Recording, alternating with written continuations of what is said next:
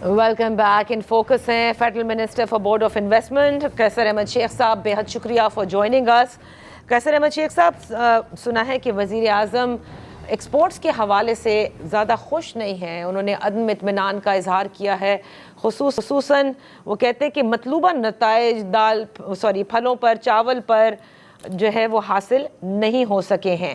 اور یہ بھی خبر آئی تھی کہ کابینہ میں وہ نئے چہرے لانا چاہتے ہیں, وہ جو محنتی ہوں, جو ذرا جن کے اندر ینگ بلڈ ہوتا ہے. کیا معاملات ہیں یہ؟ بسم اللہ الرحمن الرحیم.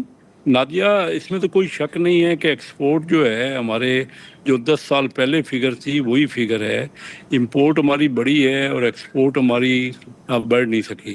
تو گیپ جو ہے وہ 2 سوا 2 گنا ہو گیا. یہ پہلی بار ہوا ہے کہ ایکسپورٹ سے امپورٹ سوا 2 گنا ہو گئی ہے.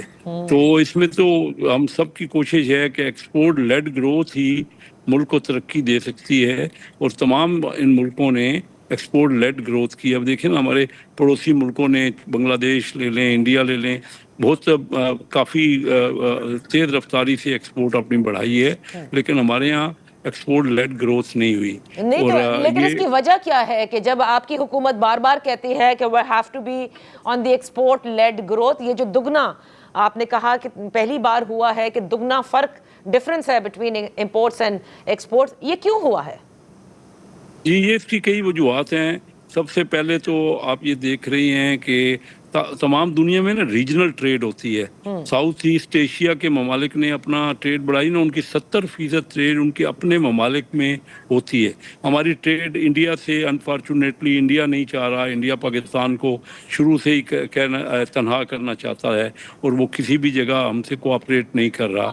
اور پھر انفارچونیٹلی افغانستان کے ساتھ بھی ہماری بارڈر ٹریڈ بند ہے, ایران کے ساتھ سینکشنز ہیں. تو آپ ہمیں بتائیے کہ ہمیں تو آل دا وے مارکیٹ میں کمپٹیشن کرنا پڑتا ہے, یورپین یونین میں یا امریکہ میں یا مڈل ایسٹ میں.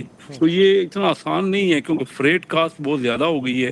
جیسے جیسے تیل کی قیمت بڑھتی ہے, فریٹ کاسٹ اور بڑھ جاتی ہے, اور فریٹ بہت بڑا ایلیمنٹ ہے آپ کی ٹریڈ میں. تو یہ کیونکہ ریجنل ٹریڈ کا ہی زمانہ ہے, ساری دنیا اپنے قریبی ممالک میں ٹریڈ کر رہی ہے, اور ہم انفارچونیٹلی پورے بارڈر جو ہے چائنا کے ساتھ ایک بالکل تنگ سا رستہ پہاڑوں کے ہوتے ہوئے گزرتا ہے. تو ہمارا کوئی بھی بارڈر جو ہے وہ کھلا نہیں ہے جس سے ہم ٹریڈ کر سکیں. اور یہ اس میں مشکل رہی ہے ہمارے ایکسپورٹ. اور اس کے علاوہ بجلی کی جو ہماری کاسٹ ہے نا, انرجی کی پرائسز زیادہ ہیں ساری دنیا میں. دیکھیے وہ ہم نے جو ان پٹ دینا ہے یا ویلیو ایڈیشن کرنا ہے, اس میں انرجی ایک بہت اہمیت رکھتی ہے. تو وہ میں ابھی گیا ہوا تھا کورنگی ایسوسیشن میں, ان ٹریڈ ایسوسیشن, ان کے یہاں وہ کہہ رہے ہیں کہ 9% پورے ملک کی اس ایک ایریا سے کورنگی ایسوسیشن سے ٹریڈ ہوتی ہے, یا ایکسپورٹ اور امپورٹ. لیکن وہ کافی تکلیف میں تھے. وہ یہی کہتے تھے کہ ہمارے یہاں جو انرجی پرائسز جو ہیں اس سے ہمیں پرابلمز ہیں. تو جب یہ مسائل ہیں تو پھر وزیر اعظم کا برہم ہونا بنتا نہیں ہے, یا وہ سلوشن نکال لیں یا وہ ناراض ہو جائیں.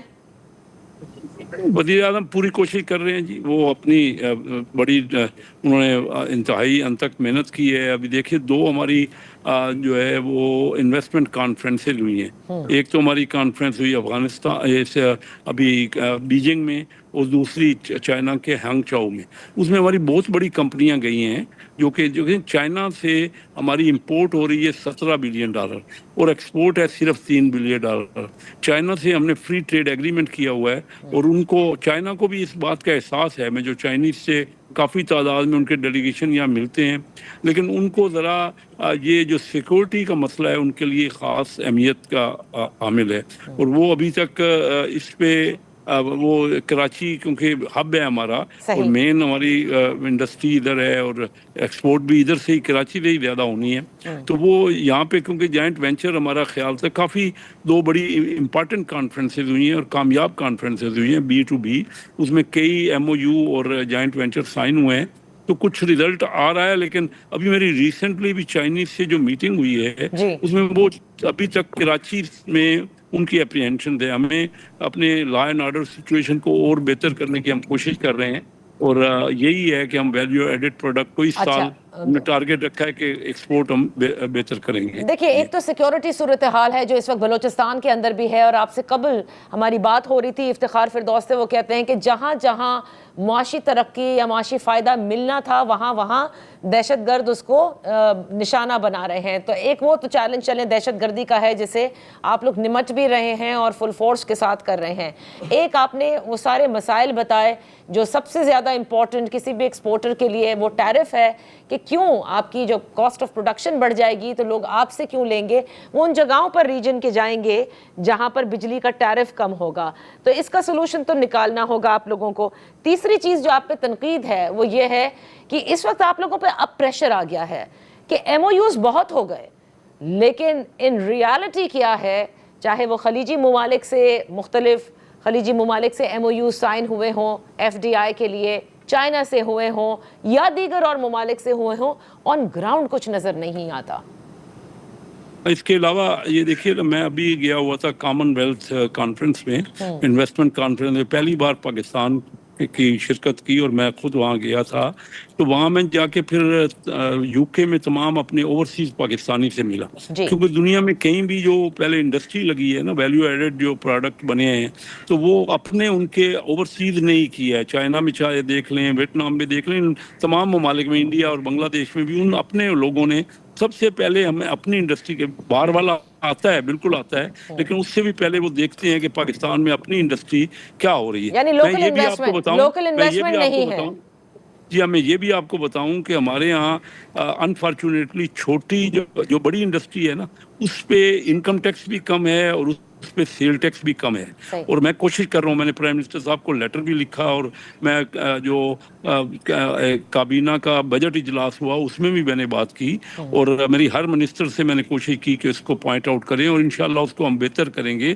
کیونکہ ہمارے یہاں ایس ایم ایز کو لون نہیں ملتا کسی قسم کا، اور ان کے اوپر ٹیکس بھی زیادہ ہے. ایس ایم ایز جو ٹوٹل قرضہ جو ہے وہ بڑے عرصے سے، پہلے میں فائنانس کمیٹی کا چیئرمین رہا ہوں، وہاں بھی ہم اسٹیٹ بینک سے جب بات کرتے تھے تو وہ ہمیں بتاتے تھے کہ صرف ٹوٹل قرضے کا 6% چھوٹی ایس ایم ایز کو ملتا ہے. SMEs engine of growth ہے.